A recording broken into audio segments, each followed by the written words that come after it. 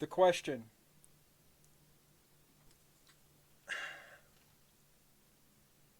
how do we prove nuance?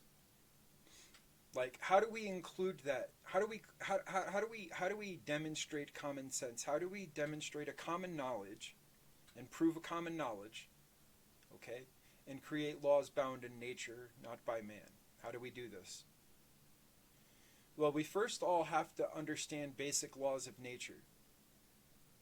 We all have to. So we all have to get on the same page. And in order to do that, we all need to get behind something that makes sense to everybody. Something that exists in our heads and is already there and is not special to me or you. We all have this. I'm just going to show you how to use it. So, all ideas start at a single point, okay? Everything. You have a God particle. They have a lot of names for this, okay? All ideas, everything. You get an idea. Oh, I got an idea. It starts at a single point. And that point is given a destination. And once you have that idea, it's like, oh, I see I can do something here. Well, this idea needs to be exactly this long, or it needs to go this far, or this argument has this much to it. So you shoot it out, and it makes a line. And that line is then impacted by another argument, and it hits something else, and somebody says, wait a minute, I've got an idea. And then the line stops. You say, well, wait a minute. Now what? Well, now it's taking another shape. Now we're having a discussion. We're doing something. Things are happening with this, and the idea begins to take a form, a shape.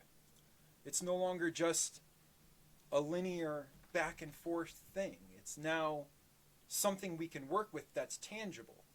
However, this idea and this circle that we have here, it's going to maintain that way until we have another argument that's introduced to this. So we have our point of origin, that's 1, the destination 2. Then we have a third argument, 3. It starts the motion.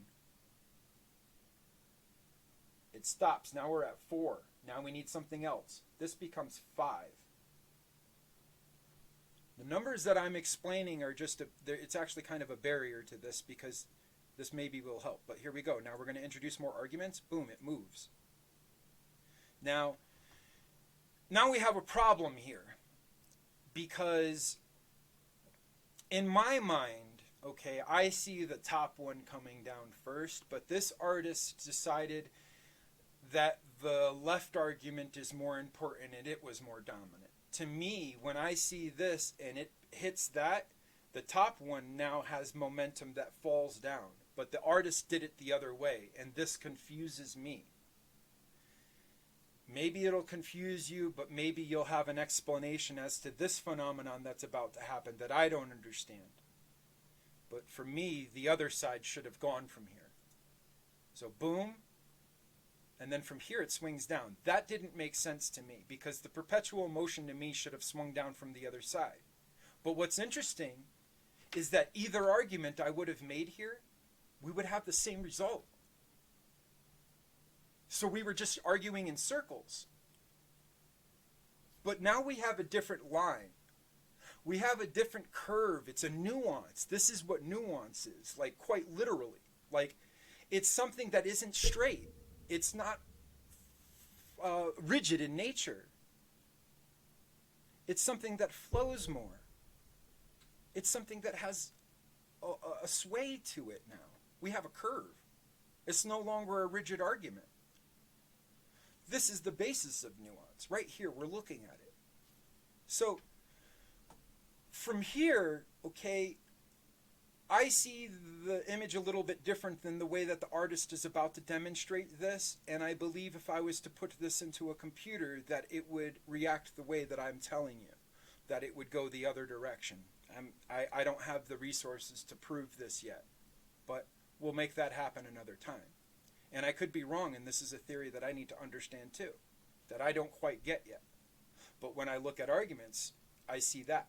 And then it just starts to take shape. And then as you bounce it off of other people and you're bouncing ideas around, you start to form a structure, or like now it's a structure. It's something that can withhold things, and it can fight things off. And now we can, it can, like, now you're impervious to things like diseases and shit. Like, this is a part of nature. Now we have an organism that we've created. I mean, this here moves beyond, like, just the fact that these are lines and points at this point. Sorry, I didn't mean to bump the microphone. Anyway, so as we keep doing this, now as everybody has a different input, because we're all slightly a little bit different and everybody's argument is different, we're adding colors, and now colors are added into the equation. And things start to move because there's a little bit, there's nothing perfect here now anymore. Nothing, it's perfect and imperfect at the same time. And now we're starting to say, all right, well, let's spread the idea. And we're doing that with, like, giving birth to kids, you know, whatever. And these kids, they're going to come out and they're going to have a different interpretation of what they saw before. Okay? And so they're going to create new ideas, and they're going to look at this thing and they're going to say, all right, well, this is how I viewed it. And over here, this is perspective now. You know, this is how I viewed it and this is how I saw it.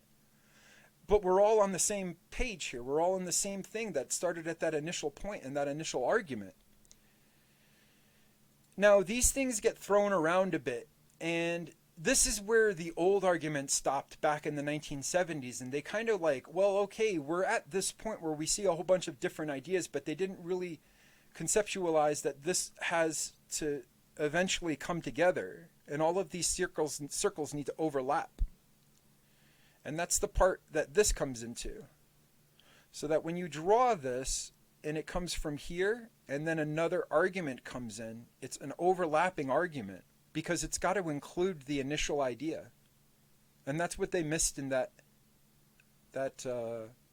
demonstration that I just showed you, is that they weren't including, they kind of missed this out. So they were onto something, but they hadn't quite done it. And that's what I'm arguing right now, is that this intersectionality, this is what's left out of the equation. And if this can be put into a model, you can start proving a lot of very complex equations. Like this is a cipher that allows you to apply patterns to a lot of things in life, to include arguments. So if we took, like, any argument that's currently left, right, in the world, everybody's going to have a slightly different view of it. So it creates the nuance. And then we start to bounce ideas around this thing, and then we start to ask for other people's perspectives. And until you achieve balance and these points all intersect with each other, you don't have balance. So this is how I use it, and other people do. They see this, and they're able to look at, we don't have to read a book to understand these 2 points that exist in nature. It exists in our mind, so then we can draw conclusions, literally, based on this image. So, I mean, at this point, it's ignorance for me, because I'm not book learned. So I'm missing a lot of information, but this is how it makes sense to me. So when you look at it, you see geometrical shapes. For me, I see something going on here that's solving issues and forever moving and in perpetual motion. And that's how this works for me. I'm sorry this is kind of long-winded, and I thank you for your consideration on listening to this, because this is a tough thing to get off. It's hard to translate into English for me. And that's it.